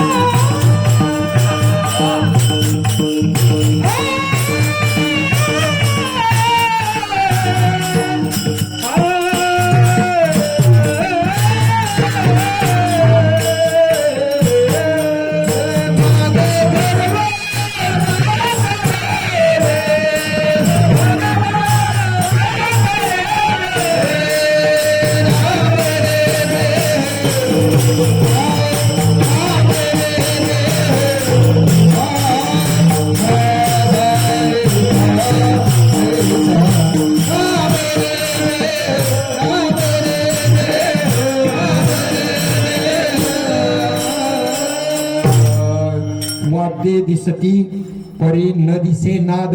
त्याच्यातला नाद दिसतो का? वाद्य दिसतात पण ह्याच्यातला नाद दिसत नाही. वाद्ये दिसती परी न दिसे नाद, तैसा आत्मा भूतग्रामा कवळून यासी. तसा सर्वांमध्ये आत्मा या भूतग्रामाला कवळून आहे. अनेक आत्मस्वरूपाच्या संबंधानं आपलं अज्ञान घालवण्याचा प्रयत्न साधू संतांनी केलेला आहे. लहानपणामध्ये तिन्ही काळामध्ये अखंड आत्मा आहे. पहा कसा लहानपणातल्या गोष्टी काही काही ठळक तरी आपल्याला आठवतात की नाही, म्हणजे तेव्हा आत्मा आपला होता. ठीक आहे, जाणीव त्या लहान मुलांना कमी असेल. जाणीव आत्म्याचा धर्म नाही, जाणीव अंतःकरणाचा धर्म आहे, आत्म्याचा नाही. मग एखाद्या जख्ख असणाऱ्या म्हाताऱ्या माणसाला त्याचं बालपण आठवतं, तरुणपण आठवतं, म्हातारपण बी आठवतं. याचा अर्थ आत्मा त्रिकाला बाधित आहे, तिन्ही काळात होता म्हणूनच आठवतंय, नाही तर कसं आठवलं असतं. ज्वारी जी आहे, ज्वारी पेरले, ज्वारी जिवंत कमेलेली ज्वारी आम्हाला आपलं जिवंत म्हणतो. आता का म्हणतो आपण जिवंत? तसं पाहिलं तर हालचाल झाली तर जिवंत म्हणायची आपल्याकडे पद्धत आहे, ही चुकीची आहे. ती ज्वारी पेरल्यानंतर उगवते म्हणजे याचाच अर्थ ती काय आहे? जिवंत आहे, तिच्यात बी आत्मा आहे. त्याला 100 दाणे कणसाला येतात, पुन्हा त्याचे वाढत जातात. आता तेच जर ज्वारीचे दाणे तापलेल्या तव्यावरती नुसते असे घोळून काढले आणि आता पेरा बरं उगवते का? उगवण्याचा बीज भाव नाहीसा झाला. बीज भाजवणी केली नाही आम्हा जन्म मरण नाही. ज्या सूक्ष्म देहामुळं त्याला वासना होते, जन्म घ्यावा लागतो. तो इथं रूपांतरित झाला, हरिरूप झाला. मग हरिरूप झाल्यामुळं मग मात्र आता जन्म मरण त्याला नाही. देवची बरे तुका म्हणे खरे तुम्ही. वैकुंठवासी यमनाजी विठ्ठल सकवे, वैकुंठवासी कुंडलिक बाबुराव सकवे यांच्या दशक्रिया विधीच्या निमित्तानं आज या ठिकाणी हे कीर्तनरूपी पुष्प गुरुदेव दत्तात्रय सद्गुरू सच्चिदानंद श्रीपाद बाबा रामदास बाबा आणि या दोन्ही वैकुंठवासी मंडळींच्या चरणी, तुम्हा सर्व संत सज्जनांच्या चरणी ही सेवा समर्पित करू. सेवेला पूर्ण विराम. विठ्ठल जय जय विठ्ठल जय विठ्ठल जय जय.